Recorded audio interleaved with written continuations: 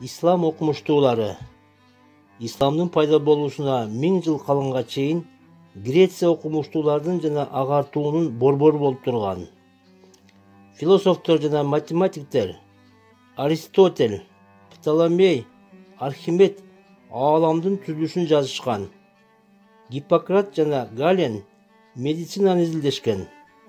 Алардын эмгектерин гректер, римдиктер, византиялыктар топтоп, сактап жана жазып келишкен.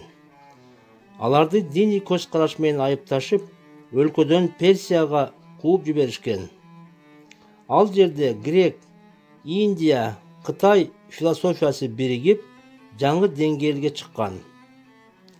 Жаңы окумуштуулар Дамаскта, Багдадта халифтер Персиядан, Сириядан, Багдадтан жана башка мусулман дүйнөсүнөн окумуштууларды чакырышкан. Аларды ар түрдүү динине карабай, билимине айрыкча философия, так илим жана адабият кызыктырган. Математиктер, астрономдор бааланган. Котормочулар байыркы тексттер араб тилинде которулган жана халифатка таркаган.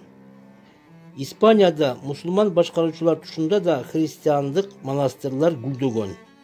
Испан монастырларында грек китептери латын тилдеринде которулган жана бүт Европага таркап турган.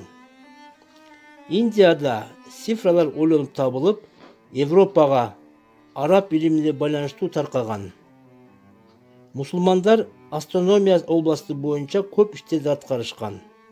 Алардын астролябия инструменти деңиз корабльдеринде пайдаланышкан.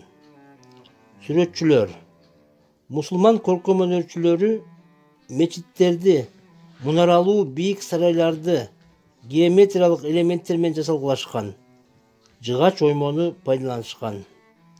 Белгилүү окумуштуулар Ибн Сина, Авиценна 980-жылы Бухарада төрөлүп, медицина, математика, астрономия, философия илимдерин изилдеген.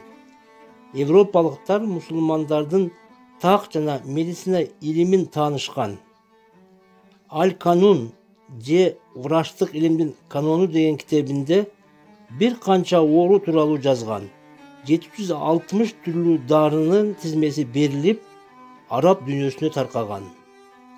Ар-Рази ооруларды ооруканада дарылап, 900-жылы Багдадта эң күчтүү врач аталган. Бир канча жаңы, эффективдүү ыкмаларды таап, медицина энциклопедиясын жазган. Аль-Хорезми 9-кылымда байыркы Хорасанда, азыркы Орто Азия чөлкөмүндө жашаган. Математика боюнча көптөгөн эмгектерди жаратып, алгебра деген сөз анын китебинин темасынан алынган. Аль-Масуди Египетте 10-кылымда жашаган. Ал табигый илим менен алектенип, география, геология, биология боюнча эмгектерди жараткан. Чарльз Дарвинге чейин 900 жыл мурун эволюция теориясын сунуштаган. Даңазалуу жер кезүүчү болуп, 30 томдук энциклопедияга өзүнүн болгон жерлерин жазып чыккан. Кошумча маалыматты энциклопедия искусство китебинен жана интернет булактарынан ала аласыңар. Үйгө тапшырма. Теманы окуу, өздөштүрүү жана реферат жазуу болуп эсептелинет.